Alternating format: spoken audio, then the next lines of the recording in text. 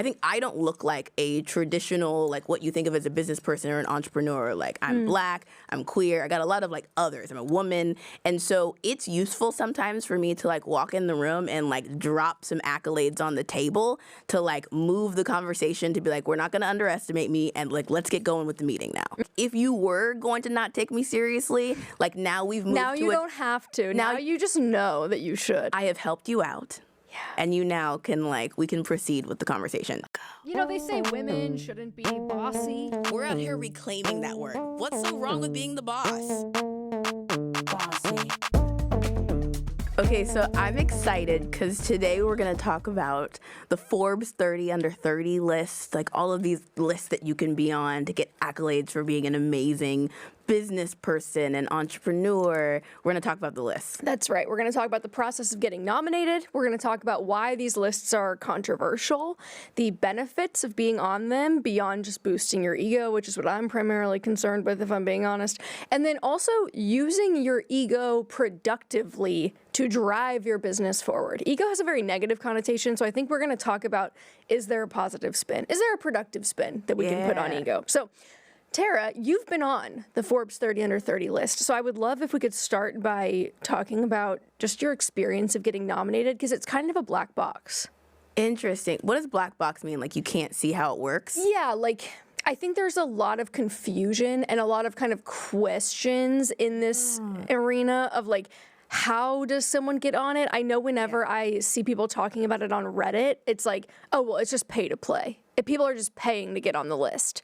And that's not really reflective of like the people that I know who have been on it and how they say it's happened. So yeah, I don't know anyone who's paid to do it. I certainly didn't pay to be on the list, but it also was not like, it just happened scenario. Right. Like I think when I was starting as an entrepreneur, I thought people get accolades, they get articles, they get lists, they get speaking engagements because people just invite them, they find them, they get discovered, and like it happens perfectly. And that is not the reality of how any of these things work. Like you put your hat in the ring. And I think I first learned this even before I was on the Forbes 30 under 30 list. I first learned this when I did a TEDx talk and I was seeing people do it and I was like, oh my gosh, that's so cool. Like they got like selected.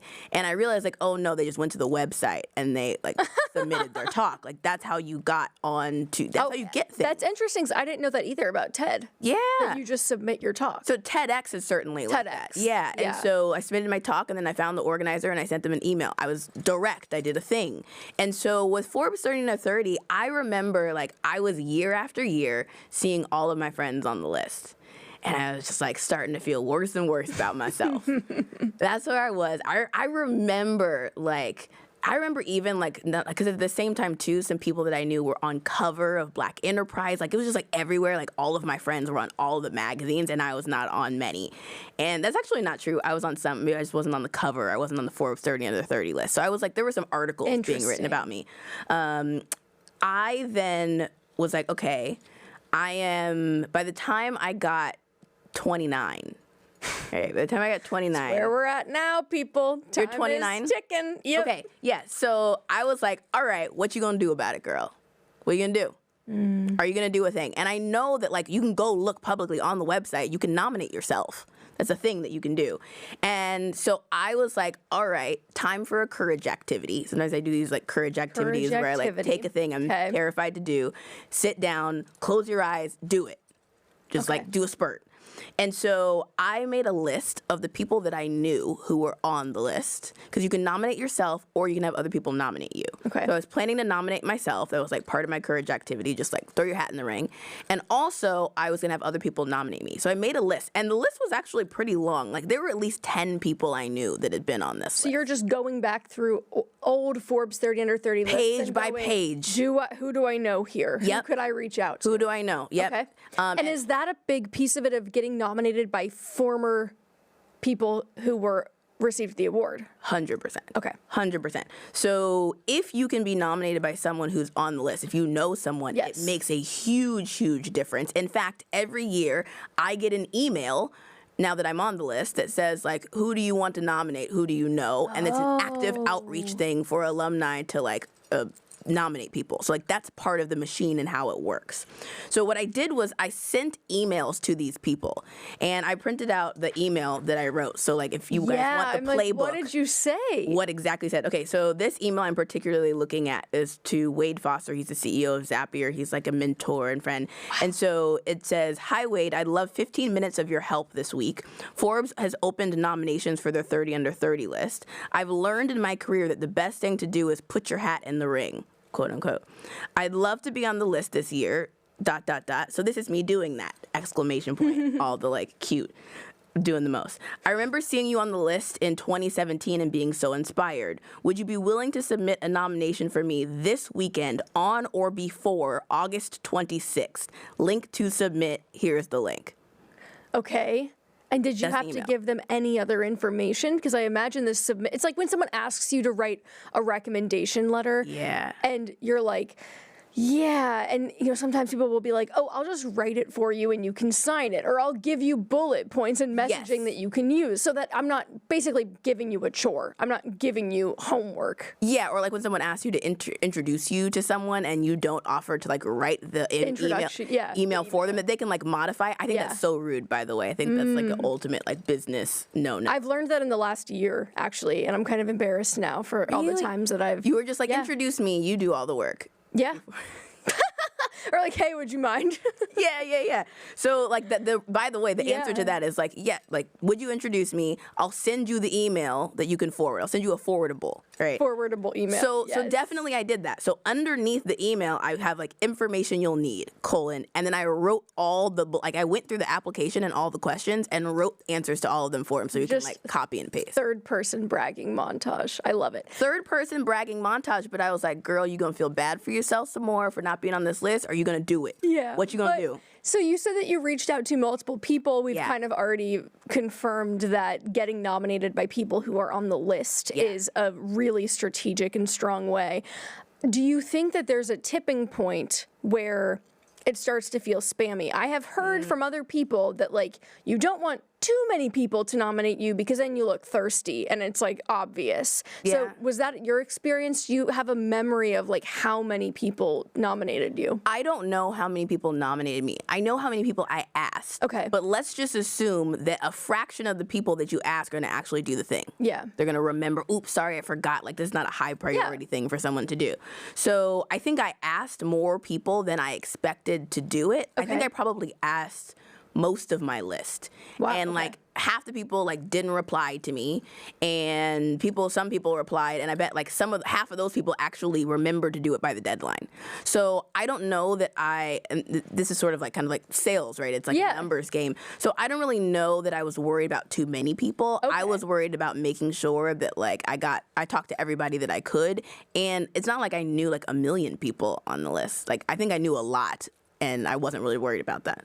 I do want to talk about that more, but okay. You know people on the list? Yeah, I would say I know a handful. I don't think I know. That's all you need. You likely knew more than I do now, but I can think of probably like 5 off the top of my head that would probably be willing to help me out. Yeah. But I do think that that's kind of an interesting like facet of this, which is that what if you don't? What if you don't know anybody? Are you just nominating yourself and like hoping for the best? Yeah, I think you should nominate yourself, 100%. Okay.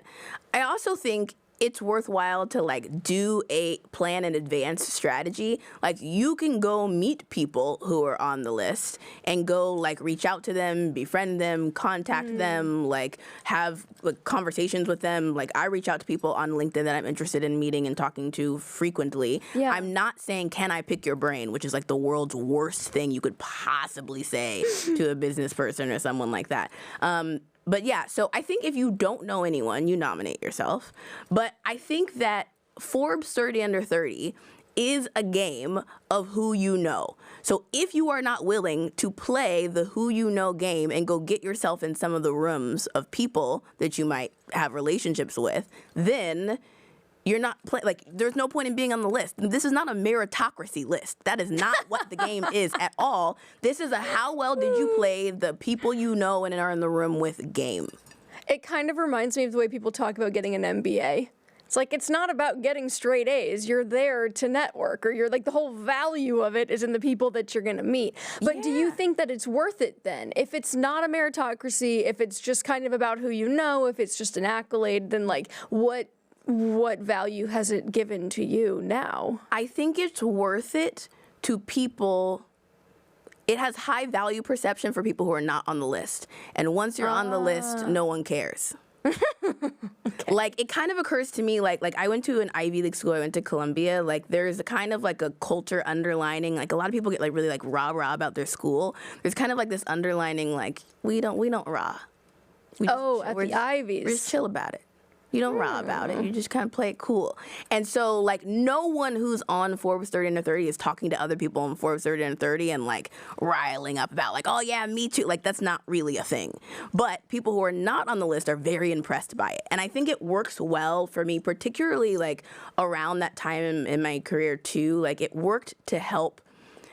I think I don't look like a traditional, like, what you think of as a business person or an entrepreneur. Like, I'm Black, I'm queer, I got a lot of, like, others. I'm a woman. And so it's useful sometimes for me to, like, walk in the room and, like, drop some accolades on the table to, like, move the conversation to be like, we're not going to underestimate me, and, like, let's get going with the meeting now. So it lends the legitimacy that you fear that you otherwise might not be able to just garner immediately because you don't look the way that people are expecting you. Yeah, so I'll use things like that, like, in my email subject line and sort of like list a couple things, like where it's like the signature. So it's good for that, right? Like CEO of Forbes 30 Under 30. It's good at, like, if you were going to not take me seriously, like, now we've moved to Now you don't have to. Now you just know that you should. I have helped you out. Yeah. And you now can, like, we can proceed with the conversation. And now for a quick word from our presenting sponsors.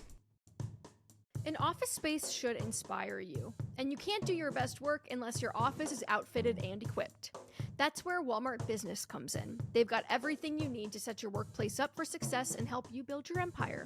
From office essentials like pens and staplers to the real non-negotiables like lighting that won't hurt your eyes and all the non-dairy milk choices your team requires for their morning coffee. And when your schedule's too full to squeeze in errands, don't worry. With Walmart Business, you can choose between shipping, pickup, or delivery from store as fast as the exact same day. It feels good to have options. Get all the things you need at the low prices you love when you visit business.walmart.com. That's business.walmart.com. Okay, back to the show. I think a lot of people sometimes think that that's like a sad thing. I don't have like that feeling towards it, like, oh, it's sad that you have to do that and like that's the state of the world. I generally don't have that feeling though. Like, I'm like, that's the game. This is the game we're playing. I think I have been aware of the game and playing the game of like how you move up and how you kind of create these different social roles. Like, this is actually a game that's really important to my mother. My mom loves this kind of stuff. And so like we were like, get the binder out. We're preparing to be at the most competitive middle school so we can get in the most competitive high school. So we can be in front of all of the college recruiters that we want so that we can go to like the right school. And so my mom had like the list of like colleges and she put a line under USC, which was like number 26 at the time. And she was like, anything and above. So like we've been like my family kind of strategy is like, your job is to do more than me. I did. That's your main job. How do you think that's influenced you now? I mean, do you have to separate yourself from that now? Because it occurs to me, knowing you now, that prestige and accolades and everyone thinking super highly of you is not really like a core value of yours anymore that you really chose. Like, I think you have an artist's soul and you are very into self-expression and things that are not, institutional approval and prestige. Yeah, I think I'm just still climbing, but I'm doing it in the next level of ways. Because after you get, like, societal conforming, after you get high performance, because high performance is not really societal conforming. You have to, like, do something, you have to zig to get, like, high performance entrepreneurship, for example. And then after that comes, like, self-expression and art. So I think I'm still doing the climbing thing. It's just that's what happens after you hit, like, most of my friends who like hit all the accolades, well, the least mentally healthy, stable ones, like the ones that have done like the least work on themselves, they're still trying to like bang their head on the head of like more accolade, more accolade, more accolade. After the ones that have like hit a lot of those accolades and have done work on themselves, they're just like working on other things. Like, I just want to make art. I want to express myself. But that's still working towards the thing that you want to like accomplish. So I want to make sure that I understand that. It's that you think that once you achieve those benchmarks of success, then you have the freedom to go or that those things are a prerequisite for being able to walk down that path. They're not a prerequisite. I just think that if you want to keep expanding and you don't want to be like Elon Musk, for example, who is like hit a lot of like accolades, accomplishments, and is still like in this like... You're like, why are you so thirsty? Why are you still trying to get all your little tweets off, Elon? Why? Why do you care? Why are you still working on the same... Whose approval are you seeking? Yeah. Like, why are you still working on the same kindergarten goals is how it occurs to me. Like, you still on kindergarten? Yeah. You should be in 5th grade by now. Like, that's how I look at Elon in terms of like the things that like you're working like towards. Emotional maturity. You should emote it from an emotional maturity perspective. So yeah. So I think that I've gotten a lot out of being on the list because mainly in that way of like moving the conversation forward. I would like to be on it, I think, for a similar reason, but it also, as I think about my own reasoning, I just look at other women in my space who I consider peers who have been on it. And so it feels like an insufficiency on my part for having not gotten on it, but it's only in the last... frankly, like 6 months that I've realized that, this isn't a selection. This isn't a committee of people scouring the internet for the best talent and then plucking them out of obscurity and putting them on this list. It's like, no, there's a whole apparatus behind this that to your point about playing the game, I'm like, okay, so there's some participation required from my end. So I think a couple questions that would be helpful to go through. Categorically speaking, I think there might be a perception that Forbes 30 under 30, maybe because of the name, is only 30 people, but it's not. 30 people in like 30 different categories. There are hundreds of people that get on this list every year based on the category. And so I'm not sure even what category I should put in my crosshairs as the one that I'm targeting. So there's like education, there's finance, there's social media, there's media. I'm like, okay, as I'm scanning the horizon, what's your advice for picking a category to target? I think that there are some categories that are way more competitive than others. Like there's some categories that are just straight celebrities. Like I think media has just like, it's a lot of celebrities. Are a lot of people that you know in media? A lot of the ones that I know are in social media. They work in social media. No, the category. The category is social media. Yeah, they're actually different. I don't know if they've always been different, but at least in the last 2 years, social media is its own category. I would bet it's pretty competitive too, no? That's what I'm trying to gauge is, and maybe you are looking at the lists for level of celebrity and recognizability to determine which category seems like it would be harder to break into based on who's on these lists already. Yeah. I did think about that. So like there's usually more than one category the way that you can go into the way that they have this organized. I was on the education list mainly because like I run an ed tech business, but I could have gone on tech as well. But tech is way more competitive. A lot harder, yeah. And also no one asks or knows which segment of the list were you on. Right. Like most people don't even know that there are different segments. They don't even know that that's a thing. So it's really irrelevant, right? There was also like social impact because like a lot of the work that we do is like we help people who are not traditionally served and like in tech and in roles in tech jump into tech. And so like there are a lot of different places we could go in. And so like that was what I chose to, I think you have to pick one. But I wasn't trying to like go for the most competitive category for no reason. Right. Okay, so that's really interesting. I'm gravitating toward media because while I do have a social media platform, I think between the podcast and the newsletter and the book, I'm like, I feel like media just resonates a little bit more and you know people there than going for Alumni. The social media category. Yeah. I do wonder too, though, like it seems like the nominations are pretty straightforwardly how this happens, but I think about some of the people that have been famously on the list in the past or where it stirred up a lot of controversy, like Kylie Jenner as the youngest self-made billionaire, and she's on this list. I'm like, I can't really picture Kris Jenner sitting in Calabasas being like, this morning I'm going to nominate Kylie for Forbes 30 under 30. It's like some of these people have to be picked, right? Like they're not nominating themselves. It doesn't occur to me that, that Kris Jenner would care about this, or that Kylie Jenner is sitting there in her Lamborghini being like, you know what I really would like to do? No, I think 1,000% the press and PR team has it on their list of something that they're going to do this year. I think 100% the PR team does that. Now, they may not fill out the form. Kylie Jenner's team may not fill out the form online. They may just make a call. Okay, right? yeah. But like that as a goal, right? Because all you're trying to do is trying to get to, there is a selection group, right? So they go through all the nominations, but they kind of stack rank them for people who got referred in. Those are at the top.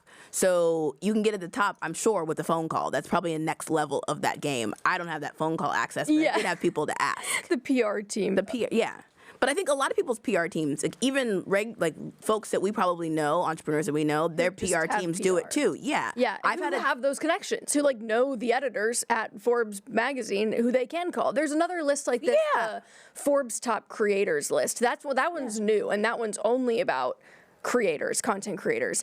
And in some ways, I'm like, I'd almost rather be on that one, but that list is a little bit, I assume it kind of works the same way because it's the same underlying enterprise that's running these. But it's funny because that one is less, there's like less notability because it's newer and it's more segmented. Do them all.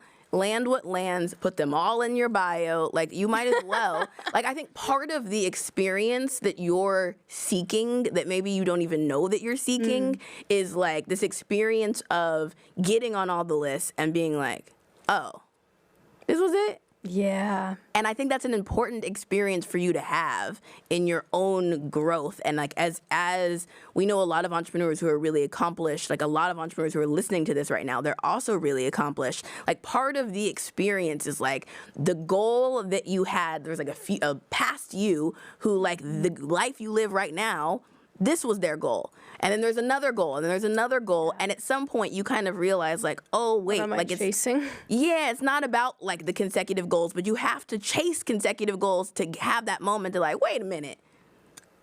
This is like not what it's about. So I think it's worthwhile for you to do for that. I agree. I am very conscious of my own need for external validation, and it's something that I think it's an interesting experiment of like, well, then go for it and see what happens. So to clear it up once and for all, though, you don't have to pay to get on the Forbes 30 under 30 list. No. This is a rumor, and it's about who you know. Yeah, I don't know anybody who's paid. We'll be right back to the conversation after a quick break. Okay, back to the show.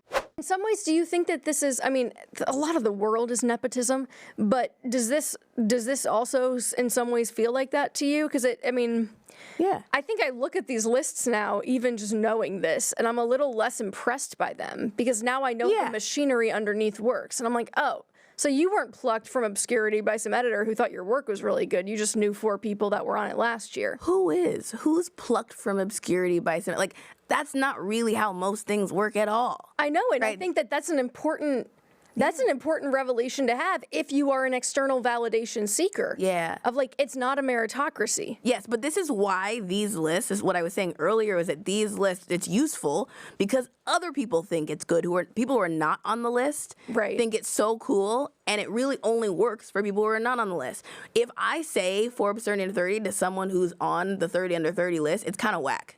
Yeah. Well, I'm kind of interested. Like, why are you saying that you don't have any other accomplishments other than that? That's your thing. Interesting. In fact, I started removing it from my bio because I started being a little bit embarrassed of it because I increasingly was in circles of people who like all of us are on it. So like, what do we like? You don't have anything else to say? Anything better that you're working on? Did you put in your bio? Do you think that the same goes for things like going to an Ivy League school where the people that are there actually are not all that impressed by? It's like once you're in it and you kind of know that it's not that special or it's not a big deal or, you know, however you want to downplay these accomplishments or these achievements. Yeah. Do you think that works the same way for other things? Or is it more so specific to this list? That's what I'm trying to suss out. I think is like the list is not really worth it anyway, or is that just how all institutional stamps of approval are once you're on the other side of them? I think the more success you get in general, the more you realize like this is not a big deal. Okay.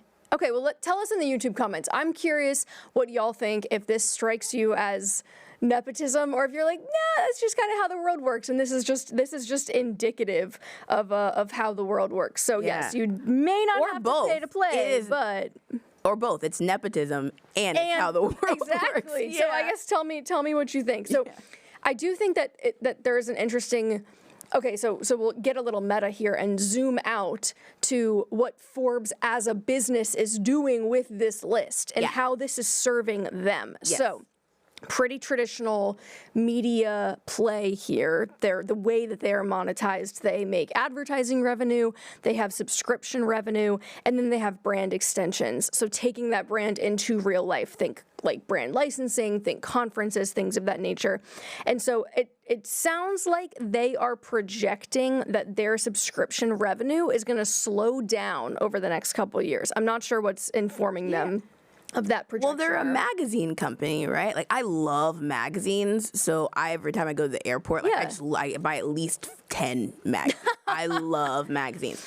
I buy less of Forbes now, but I used to. Oh, you did? Okay. So I subscribe. I mean, I have a print subscription to New York Magazine. I love reading that. Yeah. So this is what they're talking about, I think. And New York Times, New York Times subscription revenue has gone up. Like, they're on the upswing. So I don't think it's a foregone conclusion that it's going to go down, but it sounds like because they are expecting theirs to, this 30 under 30 brand and this moniker, this franchise for them is the top revenue generator for Forbes. So it's really doing a lot for them. They have this like year-long digital media campaign. It drives like 6 million incremental web visitors per year. So people who were not there anyway, who are only going, it's probably just me every day just refreshing it, being like, when's the nominations? When is it going to be me? When is it going to be me? When is it going to be me? When are they just going to find me? Yeah. I'm like sitting here in my office like, hey guys, Katie here from Sacramento, California. And then they also have this like nominee community, and they do these conferences and these like multi-year humongo advertising deals with sponsors for these conferences, which like conferences can be a really big moneymaker. Yeah. They charge up to $9,000 per ticket for the 4-day in-person like 30 under 30 summits. Have you ever been to any of the events? Yeah, I went to one. I didn't pay to go to it as an attendee. So in all fairness, I spoke on a panel at it. And then I immediately left because like I don't like big groups of people. I don't like people asking me like I don't. Oh, that surprises me about you. Okay, no, I like small intimate groups. I'm very like connected to other people's energy. Most people's energy's funky, so I don't want to be around it. So yeah, I did go once. I spoke at a panel, like a huge auditorium with what is her Jenny's ice cream? I forget her. Well, I assume her name's Jenny. Her last name. Okay, anyway. I don't know. But so the panel was really good. The event was really nice. They had like a separate like women's day too. Okay. I thought they did a good job. Nice. It was cool. It was in like a really cool venue. It was in Detroit that year. So yeah, I went. Okay, cool. So they make a lot of money from those. So it's interesting, yeah, like as a media company to kind of see how they've kind of made this thing that is now prestigious, at least to the vast majority of people who come into contact with it, maybe not so much once you're on it, and how you can kind of, as a media company, still create this like premier image around something that then brands want to advertise, and like the general public, maybe not the general public, but the entrepreneurial public or the public, the high-achieving public wants to be a part of and know about and be in the proximity of. So interesting model. Yeah, I think that's right. And I think there is a networking component of it too, because there's like a Slack channel that I'm in that I never really go into. But like I think if I wanted to ask for something, or like if I wanted to direct message someone, maybe actually I don't even know that would be a good idea. I think I would just like find their email. But like people are kind of communicating in there and sharing resources, but like, so there's community components of like value add that they're giving to people who are on the list too. Yeah, there is one piece of this too that on the note of networking that I kind of just thought of, but my friend Jack wrote this really nice piece that talks about how a lot of people think networking is kind of going out and trying to rub elbows with people who you think can help you. And that one layer above that is being like, well, let me help you first, and then you're going to help me. And he was like, really, the like level above that is just, if you're doing really cool stuff and if you are like in your energy, then like you're going to kind of naturally start to come into contact with people who are also doing cool stuff if you're reaching out to them and like they look at your stuff and they think you're cool too. Like, it doesn't have to be this contrived transactional thing. It's like, and that's really how a lot of the founders and other writers that I am now friends with, it's because we had a mutual respect for one another's work. So there was like no question that we were gonna want to become friends and like get to know one another, because it wasn't like, hey, can you help me? Like, I'm looking up at you. Like, hey, please, do something for me. 100%. I think the best way to network is to just do cool shit and talk publicly about it. That's it. That is how this show happened. Yeah. Because like I was just doing my own cool shit and talking publicly about it, and you were doing your own cool shit and you posted about the show and like the idea for the show, and then someone who knew about both of the cool shit that we were doing was like, hey, you guys should talk in the comments. And then when I go to look into you, I'm like, oh, she's doing some cool shit. And it's like, oh, Forbes 30 under. And you kind of like DM'd me, and the conversation started. Like there wasn't like let's go to I'm thinking about like a networking cocktail mixer. And I have my name tag on it. The name we both did the same thing. Because you know that, because that's lanyard. When you get out of college, that's what you think networking is. Like, oh, I'm going to go to the event and put my name tag, and I'm going to go just meet people with no aim. I'm not going to look at the list of attendees and have a clear plan of like who I want to talk to and what I want to get out of it. I'm just going to go meet people. No. I also think that there is a bit of an elephant in the room here with Forbes 30 under 30, which is that they've now famously kind of had a few honorees that are like in federal prison because they were so blindly driven by their own ambition that it turned them into felons. And so there's like a cautionary tale element here too. So I think let's roll the clip of our felon montage. The story of a young tech entrepreneur facing criminal charges now. 31-year-old is accused of fraud. FTX founder Sam Bankman Fried arrested in the Bahamas, set to face a judge this morning. Arresting Martin Shkreli. He's the pharmaceutical company CEO who achieved a lot of notoriety for hiking the price of a life-saving antiviral drug 5,000%. Oh my God. So, it can sometimes go awry. So they've kind of caught some heat for this, and I think it has damaged they should be worried about this, because this is damaging the prestige of their recommendations or their honorees. I think that's right. It's interesting too, because do you feel like a lot of people know about this scandal? About those specific yeah. I don't know that they know directly the correlate or the relationship with the Forbes 30 under 30 list. Yeah. But I do feel like these were huge public scandals. Yeah, the 30 under 30 connection, because I think that there's circles of this. Because I think if you are in a social circle that's right around 30 under 30, you definitely know this rumor about this, which probably implies you know people connected to the list and connected to this machine, or who are likely to be on the list sometime soon, or you have this sort of connection to it. I don't know that my mom or my grandma, for example, could tell you that the 30 under 30 list is all those scandals are connected to those things. I don't know that they have that specific connection. Sure. Maybe my mom does.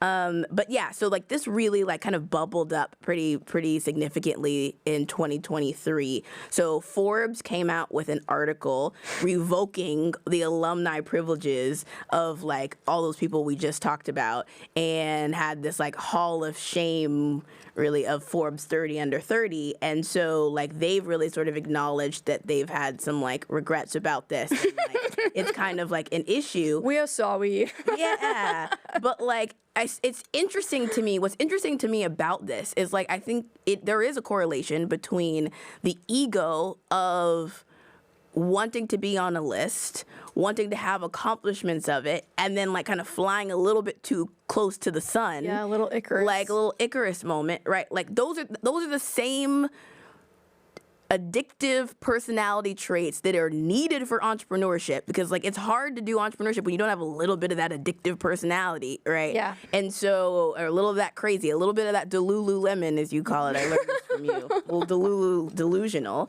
And so it kind of brings up this question about like the ego that you need to get on the list, the ego that you need to be like a world influencer and to do big good things in the world, right? Because some of that is driven by ego.